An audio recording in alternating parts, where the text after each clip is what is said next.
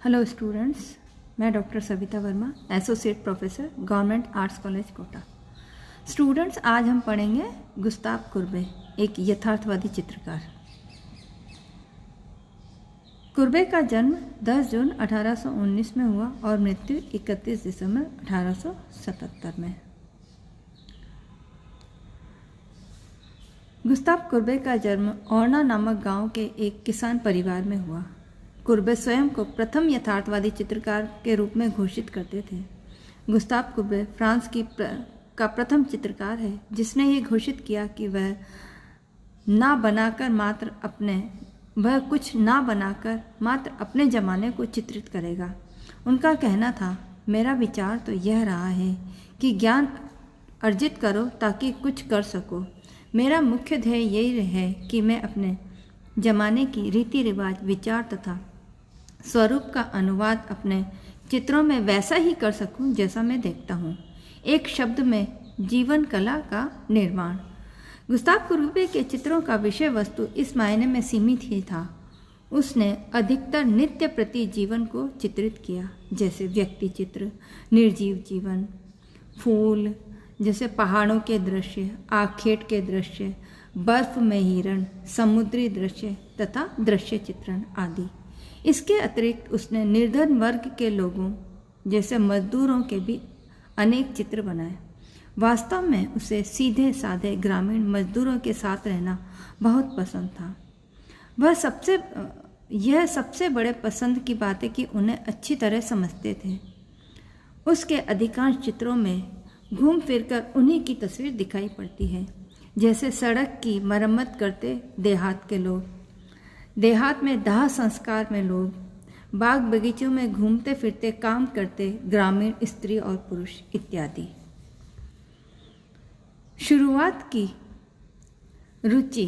शुरुआत में कुर्बे की रुचि शिकार की ओर अधिक थी। वह खुद भी अच्छा शिकारी था।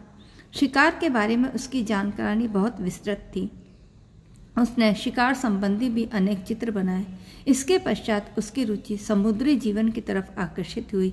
उसने समुद्र को विभिन्न मुद्राओं में चित्रित किया, कभी उफनता समुद्र, कभी शांत समुद्र, कभी भयानक समुद्र। उसके उत्कृष्ट चित्र में समुद्र के दृश्य दर्शनीय हैं। जीवन के अंतिम समय में, खासकर जब वह जेल में था और बाहर चित्रण करने नहीं जा सकते थे, तब उन्होंने जेल के अंदर ही भांति भांति के पुष्प तथा फल मंगवाकर उसके अत्यंत सुंदर तथा सजीव चित्र बनाए तथा यथार्थवादी कला की दृष्टि से अत्यंत महत्वपूर्ण है। इसके बाद उन्होंने घोषणा कर दी थी कि वह कभी भी उन वस्त्रों का चित्रण नहीं करेगा जिसे उसने कभी आंखों से देखा ही नहीं, अर्थात देवताओं, पैगंबरों, देवियों, ऐतिहासिक महापुरुष आदि का चित्रण करना उसे कतई पसंद नहीं था।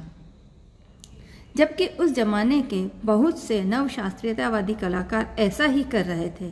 इसके अतिरिक्त उसने यह भी सूचित किया कि वह खास लोगों का न तो चित्र बनाकर आम लोगों का भी चित्रित करेगा। उन्हें चित्रित करना अब तक महत्वपूर्ण समझा ही नहीं गया। उनका कहना था कि चित्रकार को उसकी पूरी छूट होनी चाहिए कि वह क्या चित्रित करना चाहता है और कैसे चित्रित करना चाहता है। गुस्ताव कुर्बे ने तत्कालीन सामाजिक जीवन को अपने चित्रों का विषय बनाया। ग्राम में वातावरण, यथार्थ परिस्थितियों को चित्रित किया। इस तरह के यथार्थवादी चित्रों के कारण उसके एक विशेष चित्र और ओरना का दफन संस्कार, जिसमें एक कस्बे के साधारण लोगों को दाह संस्कार में व्यस्त दिखाया गया है, बड़ी ही लोकप्रियता मिली और लोगों ने उसे यथार्थवादी कहकर संबोधित करना आरंभ कर दिया। यह चित्र 1850 में बनाया था। इस चित्र में कुर्बे ने परंपरागतता को तोड़ दिया और नियम विरुद्ध समाज के सामान्य स्तर के लोगों को चित्रित किया। कुर्बे इस चित्र के माध्यम से चली आ रही रूढ़िवादिता को तोड़ना चाहते थे।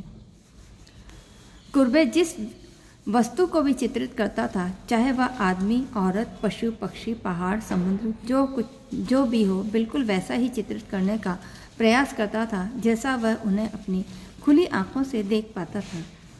वस्तुओं में भौतिक आकर्षण को भी महत्व देता था। उसमें किसी प्रकार की कोई तब्दीली करना उसे पसंद नहीं था।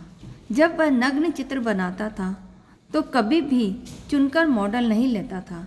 वह कोई भी कैसी भी साधारण सी औरत या लड़की हो सकती थी, उसे वह बिल्कुल निर्जीव स्टिल लाइफ ही समझकर चित्रित करता था।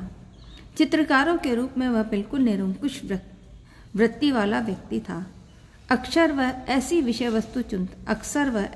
वस्तु चुनता था जो समाज में हेय, अश्लील, भोंडी और अशोभनीय समझी जाती थी। ऐसे चित्रों को जब कोई गैलरी प्रदर्शित नहीं करती थी तो कुर्बे स्वयं अपनी बनवाई गैलरी में चित्रों को प्रदर्शित करता था। वह पहला कलाकार था जिसने अपने चित्रों की व्यक्तिगत अथवा एकल प्रदर्शनी आयोजित की। कुर्बे एक अन्य चित्र पेंटर इज हिज स्टूडियो विषय की वस्तु की दृष्टि से बड़ा ही निराला था तथा क्रांतिकारी चित्र था। जैसे मैंने आगे आपको बताऊंगी, मैंने इसमें स्लाइड में डाला है। यह बहुत ही बड़े आकार का चित्र है जिसमें कुर्बे ने अपने स्टूडियो को चित्रित किया है और उसमें बगल में एक नग्न महिला को खड़ा करके स्वयं को चित्रकार के रूप में चित्र बनाते दिखाया गया है। इतना ही नहीं, उसके चारों ओर कस्बे के आम लोग टकटकी लगाए उसे घेरे खड़े हैं जैसे कोई जादू का तमाशा हो रहा है। ऐसा चित्र बनाना उस समय में एक दुस्साहस का काम कहा जा सकता था। इस चित्र के प्रदर्शन पर बड़ा बवाल खड़ा हुआ और समीक्षकों ने बड़ी तीखी आलोचना की।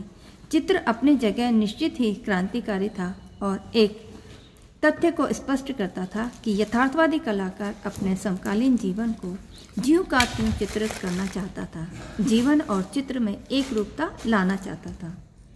गुस्ताव कुर्बे इतना कट्टर यथार्थवादी था कि वह मूर्खता की सीमा तक चला जाता था। यद्यपि वह बॉडेलेनियर जैसे बुद्धिवादी साहित्यकार तथा कला समीक्षक का मित्र था, वह कला में किसी प्रकार के आदर्शवाद को स्वीकार नहीं करता था। उसने यथार्थवादी को सही रूप में जनतांत्रिक माना और चित्रकार के लिए किसान तथा मजदूर को ही विषय वस्तु की दृष्टि से सर्वोत्तम माना। वह नियमित रूप से सलों की प्रदर्शनी में अपने चित्र भेजा करता था। 1849 में उसे अपने एक चित्र पर गोल्ड मेडल भी प्राप्त हुआ। 1855 तथा 1867 में जब पेरिस में अंतर्राष्ट्रीय कला प्रदर्शनी का आयोजन हुआ तो कुर्बे ने उसी समय अपने स्वयं की निर्मित गैलरी में अपने चित्रों की विशाल प्रदर्शनी लगाई कि लोग अंतर्राष्ट्रीय प्रदर्शनी के मुकाबले में उसके चित्रों को देखें और चर्चा करें। इस पर उसकी कटु आलोचना हुई। उनके प्रमुख चित्रों में चित्रकार का कार्यकक्ष 20x22 1867 की अंतर्राष्ट्रीय प्रदर्शनी में कुर्बे की 133 मूर्तियां प्रदर्शित की। अब कुर्बे ने राजा द्वारा प्रदत्त पुरस्कार को नकार दिया। इस तरह उनके गर्विले स्वभाव का प्रदर्शन होता है। गुस्ताव कुर्बे के महत्वपूर्ण चित्रों में ओरना का दफन संस्कार, चित्रकार का कार्यकक्ष, नमस्ते कुर्बे महोदय, सेव नदी के किनारे पर दो महिलाएं, ओरना का भोजन, तोता व तरुणी, समस्त चित्रों में वस्तुओं के सौंदर्य दर्शन के स्थान पर यथार्थ रूप का महत्व बढ़ा, अर्थात जड़वादी सौंदर्य को घनवाद का मूल माना। ये सभी चित्र यह जाहिर करते हैं कि वह अपने जमाने का आदमी था। कला के क्षेत्र में उसका बड़ा योगदान भावी कला का यही था कि आगे आने वाली कला पुरानी मान्यता से पूरी तरह मुक्त होकर अपने जमाने की आत्म अभिव्यंजना तथा सृजनशीलता के विराट पथ पर अग्रसर होने में सफल हुई। गुस्ताव कुर्बे चित्रकार के रूप में इतना महान तथा महत्वपूर्ण भी न माना जाए कि चित्रकला के क्षेत्र में उसका वैचारिक योगदान अत्यंत महत्वपूर्ण है। उसकी कला केवल एक उक्ति, प्रत्येक कलाकार को अपना गुरु होना चाहिए, ने महत्वपूर्ण आधुनिक कला को प्रभावित किया। एक बार जब छात्रों ने आग्रह किया कि वह कला का एक स्कूल आरंभ करे, तब उन्होंने तुरंत नामंजूर करते हुए यह कहा कि यह कैसे हो सकता है। मैं छात्र और गुरु के वर्तमान स्वरूप में विश्वास ही नहीं करता। कोई किसी का न तो गुरु और न छात्र। मैं तो यह मानता हूँ कि हर कलाकार को स्वयं अपना गुरु होना चाहिए। इसका अर्थ साफ था कि कुर्बे यह बिल्कुल पसंद नहीं करते थे कि कोई कला छात्र या कलाकार अपने कला गुरु के आदेश पर उसी की परंपरा में काम करे अथवा उसकी नकल करे। वह हर कलाकार को अपना व्यक्तिगत मौलिक विकास करने की सलाह देता था। उनकी अन्य प्रमुख कृतियों में आत्मचित्र, ओरना का भोजन, कुत्ते के साथ कुर्बे महोदय 1877 में कुर्बे की स्विट्जरलैंड में मृत्यु हुई। 1919 में की जन्म शताब्दी के अवसर पर 1919 में उनकी जन्म शताब्दी के अवसर पर उनके अवशेष को उनके जन्म स्थान ओरना लाया गया और वहां उनका एक स्मारक बनाया गया। ये पेंटिंग है स्टूडेंट्स, चित्रकार का कार्य कक्ष। जैसा कि मैंने पहले बताया था आपको, कुर्बे महोदय एक पेंटिंग बना रहे हैं, न्यूड एक मॉडल है और एक आम पब्लिक इस पेंटिंग को देख रहे हैं। ये इनकी विशाल पेंटिंग है, लेकिन इसकी कटु आलोचना हुई क्योंकि ये जो इसका विषय था वो पारंपरिक ना होकर के यथार्थवादी था। जो जैसा कि कुर्बे बनाया करते थे, अपने हिसाब से अपना विषय लेकर के वो चित्रित करते थे। यह है कुत्ते के साथ कुर्बे। इसमें भी कुर्बे के गर्वीले स्वभाव का दर्शन होता है। किस तरह से वो अपनी गर्दन ऊंची करे हुए कुत्ते के साथ में दिखाई गए हैं। पत्थर तोड़ने वाला, ये इनकी फेमस पेंटिंग से एक है। Thank you.